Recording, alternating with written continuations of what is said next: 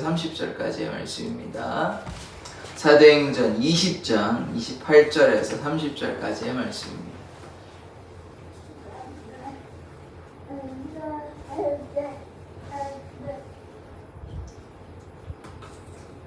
사도행전 20장 28절에서 30절의 말씀을 저와 여러분이 교독하도록 하겠습니다.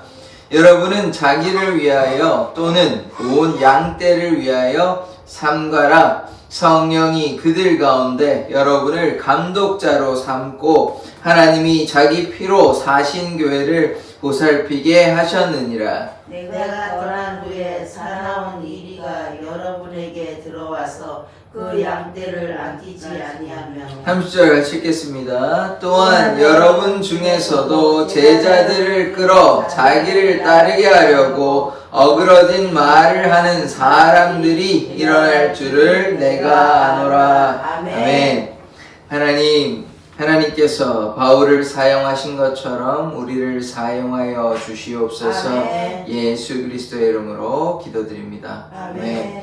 바울의 이 거면, 이 밀레도입니다. 밀레도, 에베소와 가까운 지역이고, 이 밀레도라고 그러면 어디냐면, 지금의 터키 지역인데, 터키 이제 해안가가 가까운 지역인데, 거기에서 지금 에베소 장로들을 초청해서 지금 계속해서 고별 설교를 그들에게 권면의 말을 하고 있는 와중에 있습니다. 이제 어제 무슨 이야기를 했냐면, 어제가 아니고 그 지난주에 하나님의 나라와 하나님의 뜻을 전파하기 위해서 이 눈물과 겸손으로 오로지 주님만을 위해서 그렇게 사역을 감당했을 때에 많은 열매가 나타난 것이죠. 오늘은 어떤 것을 보려고 하면 이들에게 직접적으로 이렇게 해라 저렇게 해라고 이제 알려줍니다. 이렇게 권면의 말을 이제 지금 자기의 일, 자기가 어떻게 이제 사역을 감당했는지 이런 이야기를 했다면 오늘은 요렇게 좀 하고 또 요렇게 하라고 이제 알려주는 것입니다. 그래서 우리가 이 바울의 사역을 보면 제가 두 가지를 말씀을 드렸잖아요. 몇 번 말씀을 드렸는데 전도만 한 게 아니고 목회 활동도 감당해야 돼요. 지금의 현재로 보면 목사와 같은 역할을 한 것입니다. 이제 목회자로서 이제 돌아다니면서 이제 전도 한 번 했으니까 안 가고 이게 아니고 다시 가고 또 가고 해서 이제 그들에게 또 오늘도 지금 뭐냐면 이게 목회 활동이거든요. 에베소에 있는 장로들을 불러가지고 그냥 전도했으니까 너네 알아서 해라 이렇게 하는 게 아니고 장로들 이렇게 해야 되고 저렇게 해야 되고 이렇게 알려주는 것. 이게 목회 활동인 것이죠. 그래서 이제 두 가지가 필요하다. 교회 공동체는 전도만 해서는 되는 것이 아니라 함께 공동체 안에 이 관리가 필요한 것이죠. 그래서 이것을 공동체 함께 하는 것입니다. 이제 바울 혼자 사역하지 않았잖아요. 동역자들이 있었잖아요. 그래서 같이 교회는 공동체, 교회를 그럼 누가 이끄시냐? 하나님이 이끄시는 것입니다. 예수께서 교회의 머리 되시고 교회의 몸이 되신 교회를 예수께서 이끌어 가시고 그럼 우리가 어떻게 교회를 같이 이끌어 갈 수 있냐? 예수께 순종하면 되는 것이죠. 예수께 나아가면 함께. 바울의 사역이 그러한 것이지 바울이 교회의 머리가 돼가지고 이렇게 한 거 아닙니다. 예수님을 따라가고 나는 죽고 예수만 나타난 그런 삶이 지금 바울의 사역을 통해서 나타나고 있고 이제 밀레도에서 지금 3차 전도여행이 이제 마무리되는 시점인데, 그래서 거기에서 이제 예루살렘에서 한 2년 동안 감옥에 갇혀 한 60년부터 62년 정도까지 2년 정도 로마에 갇혀 연금, 로마에 이제 집에서 이제 어느 정도 자유가 있긴 합니다만 집안에만 있어야 되는 것이에요. 집안에 이렇게 있고 그때 편지를 많이 써요. 옥중서신이라고 해서 에베소서, 빌립보서, 그 다음에 골로새서, 빌레몬서 이렇게 이제 옥중서신이라고 해서 그런 편지를 쓰거든요. 이제 그리고 뒤에 이제 우리가 이제 신약 다음에 사도행전 다음에 로마서라든지 이제 그 뒤에 13권의 성경책 있잖아요. 그게 다 바울이 쓴 겁니다. 바울이 이렇게 옥중에서 쓴 것도 있고 돌아다니면서 로마서 같은 경우에는 로마 가기 전에 고린도에서 이제 예루살렘 그 가이사랴 2년 동안 거기에서 감옥에 갇히기 전에 그때 이제 고린도에서 예루살렘 가기 전에 썼다고 보거든요. 그러니까 그런 편지들, 지금의 이제 신약에서 주요한 성경이 된 것들을 이제 바울이 다 감당하는 것입니다. 그래서 바울이 어떤 역할을 했냐? 하나님께 순종하고 예수님을 따라가니까 이런 놀라운 역사들이 바울을 통해 나타나고 있습니다. 이제 오늘 이제 어떤 권면의 말씀을 이제 바울이 했는지 한번 하나씩 보도록 하겠습니다. 28절의 말씀을 보겠습니다. 여러분은 자기를 위하여 또는 온 양떼를 위하여 이 두 가지입니다. 이제 보면 자기 자신도 위해야 되고요. 신앙을 가진 본인도 잘 케어를 해야 돼, 돌봐야 되는 것입니다. 그리고 교회의 대표잖아요. 지금 장로니까. 이 장로는 지금의 장로님을 얘기하는 것이 아니라 교회를 대표, 지금의 목회자와 같은 역할을, 목사를 얘기하는 것입니다. 그래서 이 장로들에게 자기 자신을 위해서 또 온 양떼를 위해서 이 두 가지 같이 돼야 되는 것이에요. 자기 자신은 소홀히 하고 양떼를 돌본다. 이거는 말이 안 되는 것입니다. 같이 돌봐야 되는 것이에요. 내가 힘이 없고 내가 아무것도 할 수 없는데 어떻게 양떼를 돌봅니까? 자기도 돌보면서 그 다음에 양떼를 위해서 그렇게 같이 병행해야 되는 것이에요. 그 다음에 그렇게 어떻게 하냐면 삼가라 그런 것입니다. 삼가라. 삼가라는 말은 자기를 조심하는 것이죠. 그러니까 늘 자기 자신을 살펴야 하는 것입니다. 이제 오늘 여러 가지 말씀이 많이 있는데, 그러니까 하나님 앞에 나아갈 때는 우리가 어떻게 해야 되냐? 주의하고 조심하고 하나님 말씀 따로 좌우로 치우치지 아니하도록 주님만을 향해 나아갈 수 있도록 늘 자기 자신을 경계하며 살펴야 하는 것입니다. 그러니까 이 사역이라는 것이 하나님의 일을 감당한다는 것이 늘 어떻게 보면 물론 뭐 거기에 자유가 있고 평안이 있고 감사가 있지만 이 경계하는 부분만을 좀 떼놓고 본다면 살얼음판 같이 이제 좀 주의하고 조심하고 항상 이렇게 자기 자신을 살펴보아야 하는 것입니다. 그냥 뭐 되는 것이 아니에요. 그냥 뭐 하나님께서 하시겠지 뭐 나는 뭐 그냥 하면 되지, 이게 아니라는 것입니다. 하나님 안에 거하지만 자기 자신도 살펴야 되는 거예요. 삼가야 하는 것이에요. 그런데 이것을 뭐 교회의 대표, 장로님, 뭐 목사님 이렇게만 하는 것이 아니라 모든 성도들이 하나님의 일을 감당할 때는 자기 자신을 살펴야 한다는 것이, 이 거면의 말씀을 뭐 교회 대표, 뭐 목사님이나 장로님만 들어야 된다, 아닙니다.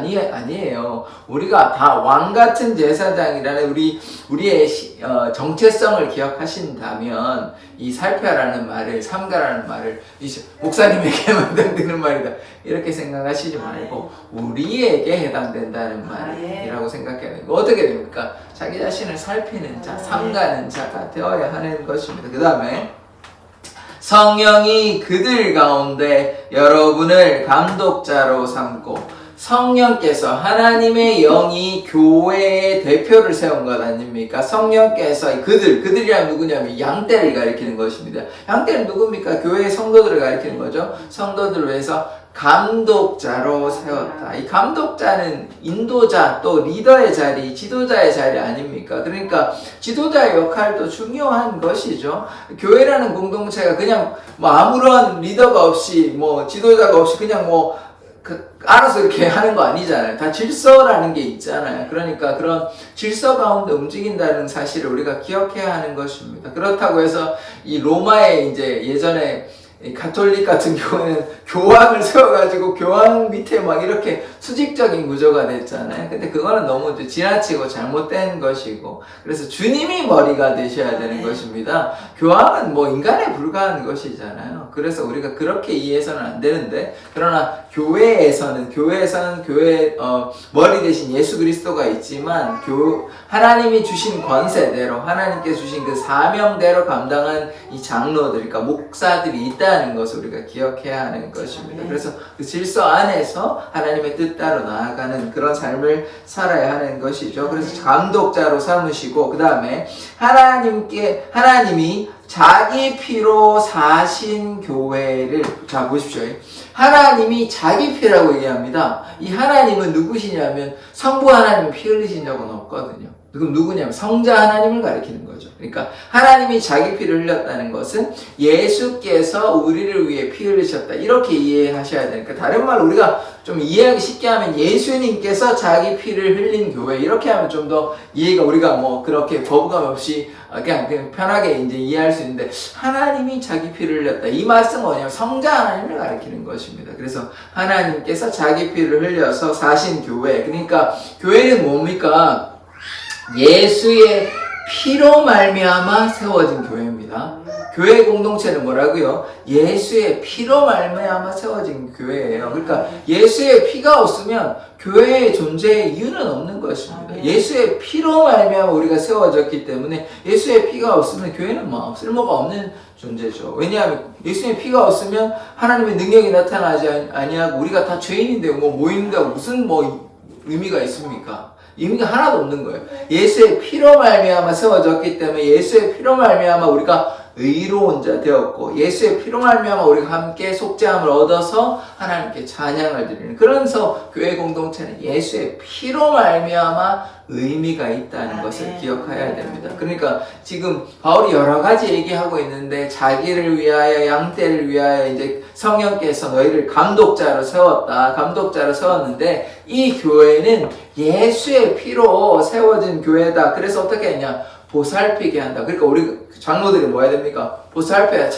자기도 살피고 이 교회를 잘 보살펴라. 잘 이끌어가라고 권면하고 있는 것입니다. 그래서 교회는 하나님의 뜻 가운데 성령께서 이끌어 가시고 예수의 피로 말미암아 세워진 교회이기 때문에 예수 안에 거하는 교회가 되어야 되는 것입니다. 예수 피의 역사가 나타나지 않는다면 그 교회는 죽은 교회인 것이죠. 겉으로만 보여지는 교회일 뿐이지 사실 그 속은 다 상한 교회인 것입니다. 이게 이제 요한계시록 나중에 볼 기회가 있을 것 같은데 언젠가는 그 뭐 보면 교회가 책망하는 교회 있고 칭찬하는 교회 있거든요. 7교회 소아시아 지금 터키 지역 그 왼쪽에 그 안에 뭐 에베소 교회도 있고 뭐 여러 교회가 있는데 뭐 빌라델비아 교회 이런 여러 가지 교회들이 있는데 어떤 교회는 칭찬을 받고 어떤 교회는 책망을 받거든요. 그러니까 뭐 처음에 교회가 세워졌으니까 늘 하나님의 뜻 가운데 잘 되는 거 아닙니다. 순종하지 않고 불순종하고 제멋대로 가면 하나님의 피로 세워진 교회라고 할지라도 하나님의 은혜 가운데 가고 예수가 나타나는 교회가 살아있는 교회고 하나님께 순종하는 교회지 그렇지 아니하면 제대로 된 교회가 아닌 것이죠. 그러니까 교회 간판이 붙었다고 해서 교회 건물이 있다고 해서 사람들이 모인다고 해서 무조건 뭐 하나님께서 칭찬하시는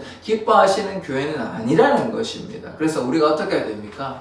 하나님의 뜻 가운데 거하고 하나님의 나라를 전파하고 하나님께 순종하는 예수의 피가 나타나는 성령 가운데 거하는 교회가 되어야 하는 것입니다. 그 교회를 어떻게 하냐? 하나님께서 기뻐하시는 것입니다. 그러나 지금 무엇을 얘기하고 있냐 하면 그 안에 그 목자로서, 그러니까 감독자로서 목회자, 지도자의 역할을 또 이야기하고 있거든요. 강조하고 있거든요. 그러니까 그들이 맡겨주신 그 사명이 있잖아요. 지금 양떼를 돌보아야 되는데 그것을 제대로 감당하지 못한다면 그것도 안 되는 것이죠. 그러니까 각자에게 주어진 사명이 있는 것이 그 사명을 감당하라고 지금 이제 권면하고 있는 것입니다. 계속해서 말씀을 보도록 하겠습니다. 자, 29절의 말씀을 보시겠습니다.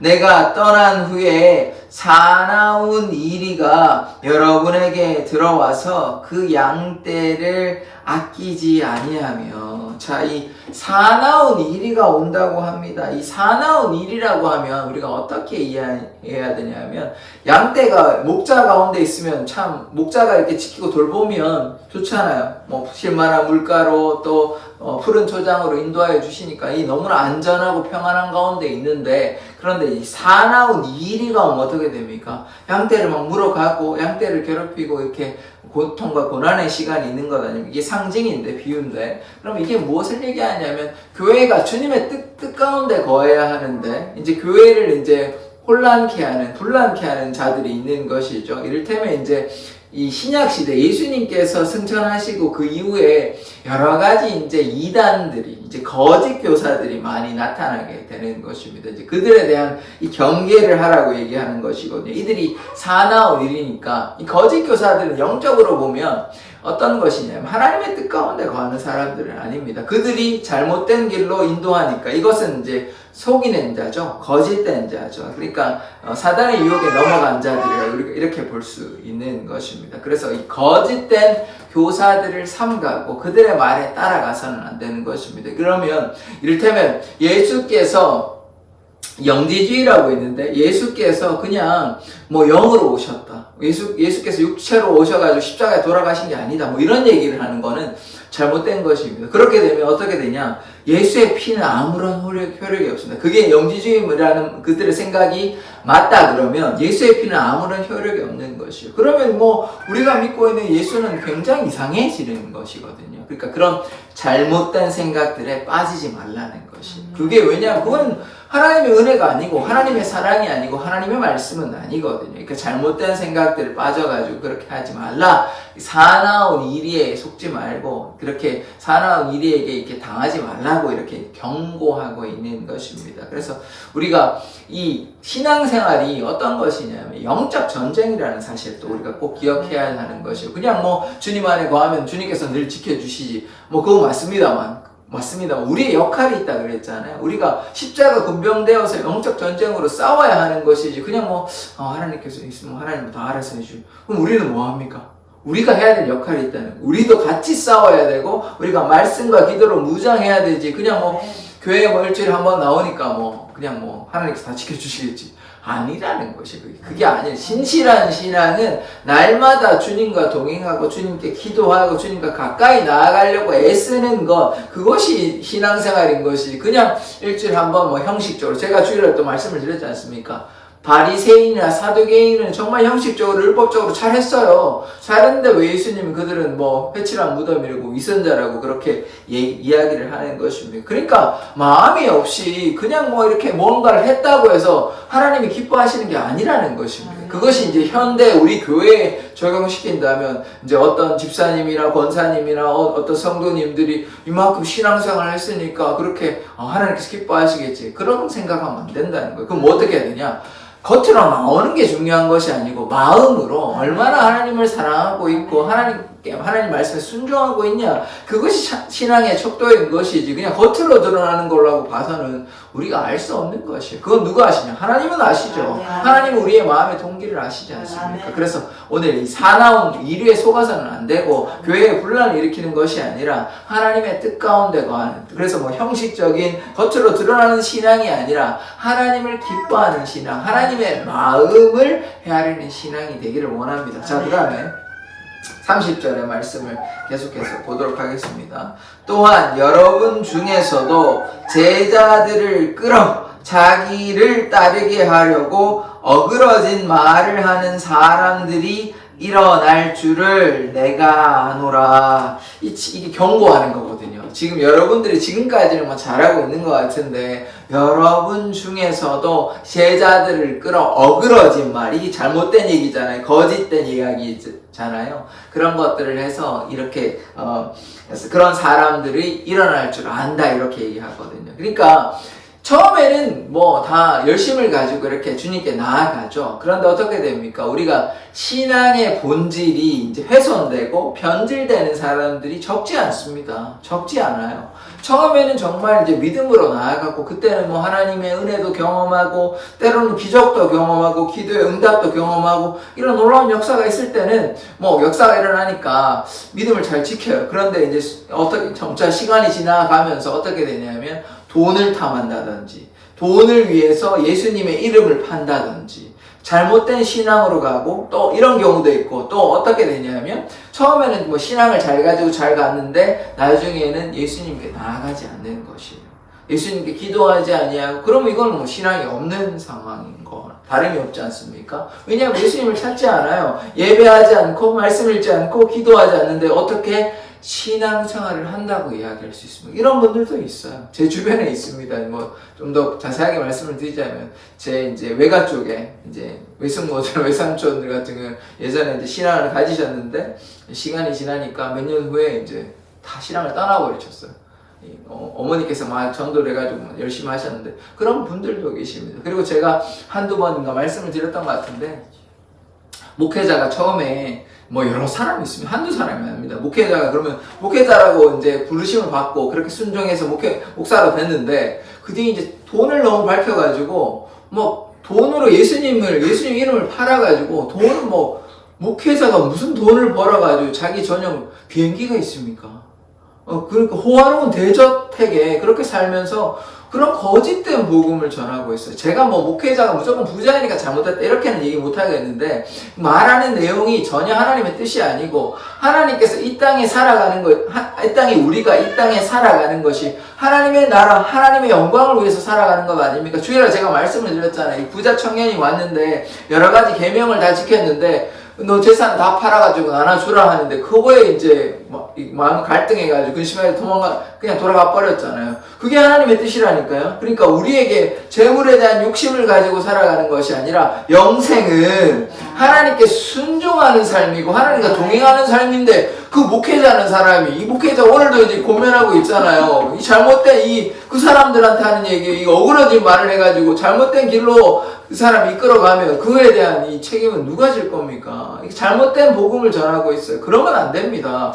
예수님께 순종하고 예수님보다 더 큰 것 없으니 십자가에서 모든 것을 내려놓고 주님만을 향해 순종의 삶을 살아야 되는 것이, 그것이 크리스찬의 삶이고 하나님에 따라가는 하나님의 백성인데, 목회자라는 사람이 잘못된 이야기를 하고 있고 자신의 부를 위해서 예수님의 이름을 팔아서 그렇게 사역을 하면 나중에 그 책임을, 그 죄에 대한 대가를 어떻게 담당하시려는지 모르겠습니다. 이런 안타까운 지금 일들이 한두 명이 아니에요, 그런 사람들이. 제가 뭐 한두 명이랑 뭐 이런 얘기도 뭐 별로 안 해도 되는데, 그게요, 꼭 뭐 다른 나라의 이야기도 아닙니다. 우리나라에 보면, 뭐 제가 너무 직접적으로 뭐 얘기하기는 그렇지만, 우리나라도 있어요. 우리나라 교회도 좀 그런 부분은 안타까운 것입니다. 하나님의 나라를 위해서 교회가 아까 뭐라고 했습니까? 예수의 피로 세워진 교회라고 그랬잖아요. 예수의 피로 세워진 교회인데, 목회자가 자기가 왜 드러납니까? 자기가 뭘 했다고요? 그게 하나님의 은혜고 하나님의 역사지, 뭐 자기가 뭐 열심히 막 잘해가지고 교회가 부흥된 겁니까? 제가 그 목사님의 헌신에 대해서 뭐 제가 폄훼할 생각은 없습니다만, 그러나 성경이 이야기하고자 하는 것은, 그러면 뭐 바울이 열심히 해가지고 바울이 막 추앙받아야 되는 것입니까? 예수님은 뭐 다 내려놓고 바울이시여 뭐 이래야 되는 겁니까? 아니잖아요. 바울보다 뭐 뛰어난 사람이 있습니까? 바울조차도 자기는 죽고 예수님이 드러나서 이렇게 사역했는데, 뭐 목회자가 뭐가 그렇게 대단하다고 자기가 뭐 추앙받고 자기가 뭐 이렇게 해가지고 교회가 부흥된 게 아니잖아요. 이게 성경적인, 제가 뭐 엉뚱한 얘기 하는 게 아니라 성경적인 시각은 인간은 아무것도 아니에요. 하나님의 역사로 말미암아 이 교회가 부흥되고 성장되는 것인데, 왜 거기에 목사님들이 자기가 그 돈을 그렇게 하고 합니까? 이게 심각한 범죄예요, 이게. 아간의 범죄 보셨지 않습니까? 하나님 것을 탐해가지고 그 가문이 다 죽어버렸어요. 하나님께서 혼내. 뭐 구약적인 일이긴 하지만 그 경고하는 바가 있는 것 아닙니까? 지금 당장 죽지 않는다고 해서 그 영적인 죽음과 다름이 없는 것 아닙니까? 하나님께 순종하지 아니하고 목회자라는 분들이 하나님의 뜻 가운데 거하지 않고 그렇게 하나님의 영광을 가리운 일을 하면, 그게 이제 교회가 욕먹게 되는 일이죠. 교회가 투명한 공동체, 사회를 이끄는 공동체가 되는데, 교회가 이미 병이 들어와가지고 썩어가고 있는데 어떻게 세상을 변화시킬 수 있습니까? 그러니까 교회가 물론 뭐 세상이 악해지려고 가고 있는 것도 맞아요. 그것도 맞는데, 악한 세상도 맞는데, 그러나 교회도 잘못한 일이 한두 가지가 아닌 것입니다. 물론 하나님의 뜻 따라 순종한 것도 너무나 많이 있죠. 제가 그거 없다는 거 아닙니다. 그러나 그렇다고 해서 이 한두 명의 일탈이 아니라는 것이, 한두 명의 목회자의 잘못이 아니라는 것입니다. 그럼 목회자만 잘못했냐? 그것도 아니죠. 목회자만 잘못해서 그 밑에 성도님은 말할 것도 없죠. 제가 지금 얘기하는 것이 다 뭐 모든 한국교회 성도님들이 다 잘못됐다 얘기하는 거 아닙니다. 그런데 우리가 하나님 앞에 잘못된 일들이 있으면 회개하고 주님 앞에 자신의 죄를 자백하고 나가야 되는 것이지, 뭐 우리는 늘 잘했다, 나의 잘한 것이 이만큼 많다, 이렇게 얘기할 것입니까? 아니잖아요. 잘못한 거는 회개하고 나아가야 되는 것 아닙니까?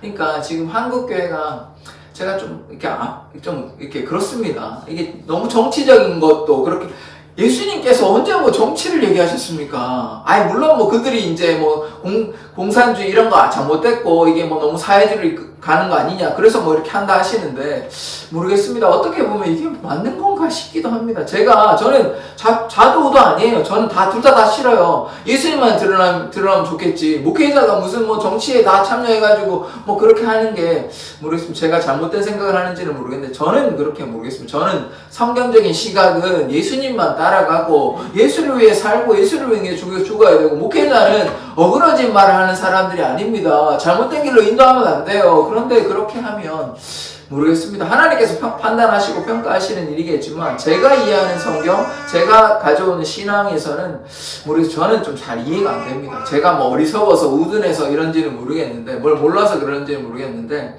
모르겠습니다. 제가 이해하기로는 성경은 그렇게 이야기하고 있지 않습니다.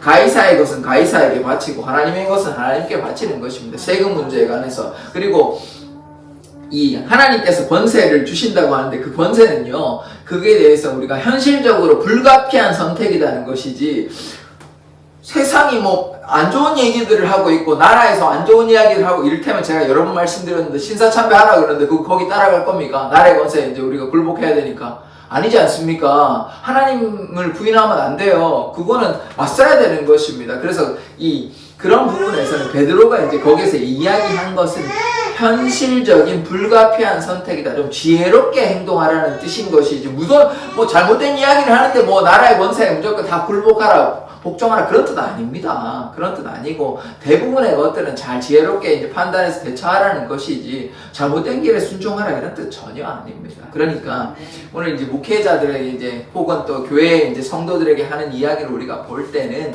우리가 삼가고 분별해서 하나님의 뜻이 무엇인지 바른 생각을 가지고 나아가야 하는 것입니다. 교회 공동체라는 것은 주의 피로 세워진 것이고 성령께서 이끌어 가시는 교회인데도 불구하고 어떤 정치적인 또 목회자의 어떤 욕심 때문에 그렇게 하면 목회자가 이렇게 그게 하나님께 헌금을 바친 거잖아요. 아닙니까? 하나님이 것 아닙니까? 그거를 목회자가 왜 그거를 가져가지고 목회자 재산이 이렇게 늘어나는 게 그게 하나님께서 기뻐하시는 걸까요? 예수님이 그렇게 하셨다면 뭐 굳이 이렇게 가난하게 오셔가지고 그렇게 하셨겠습니까? 예수님께서 왜 그렇게 힘들게 이제 말과 같이 그렇게 그 위에 이렇게 태어나셔가지고 그렇게 가난하고 소외된 자들과 함께 하셨냐고요. 전능하신 하나님께서. 그 의미는 무엇이겠습니까? 여전히 막 잘되고 복 받는 것만 이야기하면 그 예수님의 그 사랑과 희생과 성기는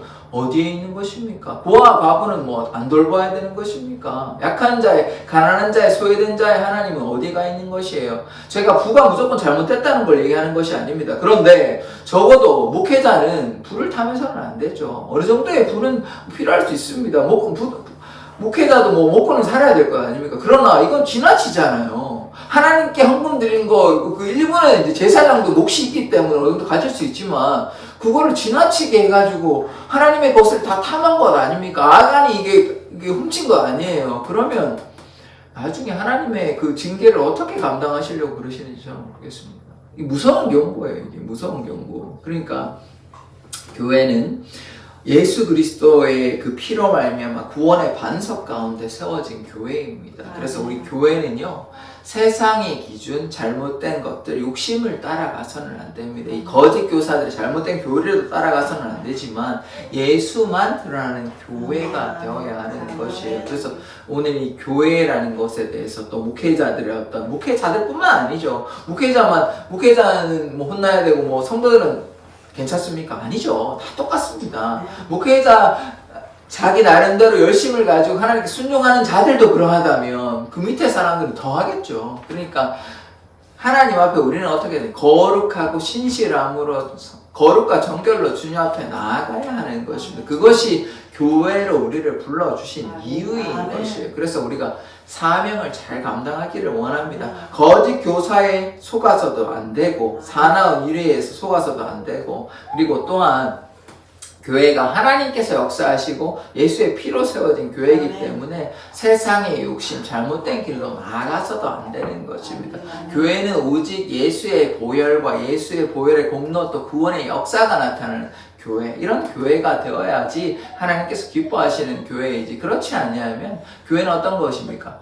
하나님께서 책망하시는 교회인 것이에요. 책망받는 교회인 것이에요. 지금 제가 아까 조금 흥분을 해가지고 얘기를 했는데, 한국 교회가 지금 미국 사람들만 다른 나라 사람들 혼나야 될 것이 아니고 한국 교회가 그러하다는 것입니다. 한국 교회가. 그래서 우리가 주님 앞에 바로 선자 되고, 그래서 바로 선자 됐을 때 이것은 세상과 타협하는 것이 아니에요. 적당히 이 정도만 해가지고 되는 것이 아닌 것입니다. 오로지 주님만을 위해서 순종하는, 그렇게 때로 죽음의 고통까지 다가와도 그것을 위해서 나의 생명도 드리는 신앙, 이 신앙이 참 신앙인 것이지, 적당히 나의 사업과 나의 직장과 나의 가정을 위해서 그렇게 예수님을 적당히 이렇게 이용하는 신앙이라면 그게 무속신앙과 무엇이 다릅니까? 나는 이렇게 내 뜻대로 그냥 이렇게 살아가고 나의 삶을 위해서 예수님을 이용한다면 무속신앙과 다를 바가 뭐가 있어요? 그거는 잘못된 신앙인 것입니다. 성경에서는 뭐라고 얘기하냐면 나의 삶을 주님께 내어놓으라. 너희 삶의 주인은 예수 그리스도시다. 이렇게 이야기하고 있어요. 그러면 우리가 예수님을 위해서 우리의 생명을, 우리의 삶을 아낌없이 산 제물로 영적 예배로 그렇게 내어놓는 것이 하나님께서 기뻐하시는 것이지.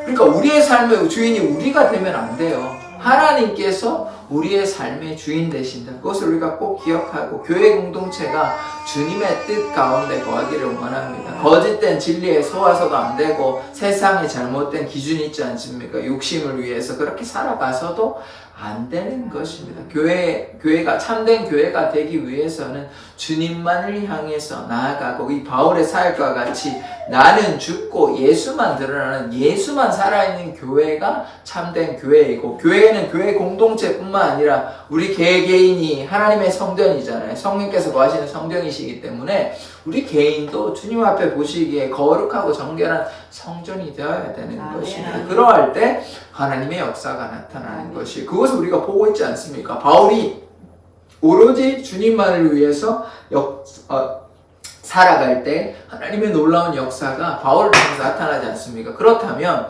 우리의 삶을 통해서 바울에게 역사하신 하나님께서 우리의 삶을 통해서 역사하신다는 것은 너무나 뻔한 일 아닙니까? 그러니까 우리가 어떻게 해야 돼요? 주님께 순종하고 우리가 주님의 뜻 따라 살아가면 주님께서 우리의 삶을 통해서 역사하실 줄 믿습니다. 기도하겠습니다. 하나님, 우리가 하나님 앞에 바로 선 교회 공동체 되기를 원합니다. 주님께서 피로 세워주신 이 교회가 양떼를 위하여 자기 자신을 위하여 돌보며 또 하나님의 뜻 가운데 이 잘못된 거짓 교사에 속지 아니하고 또 이리에 속지 아니하며 하나님의 뜻 가운데 거하는, 그래서 진실한 교회 되게 하여 주시옵소서. 예수 그리스도의 이름으로 기도드립니다. 아멘. 주기도문으로 예배를 마치도록 하겠습니다. 하늘에 계신 우리 아버지여, 이름이 거룩히 여김을 받으시오며 나라의 임하옵시며 뜻이 하늘에서 이룬 것 같이 땅에서도 이루어지이다.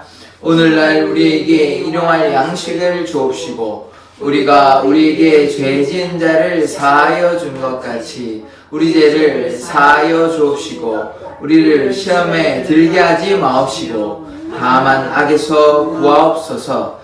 대개 나라와 권세와 영광이 아버지께 영원히 있사옵나이다. 아멘. 우리가 어그러진 길로, 잘못된 길로 나아가는 것이 아니라 주님께 순종의 길로 나아가게 해달라고 주여 한번 외치고 기도하도록 하겠습니다. 주여!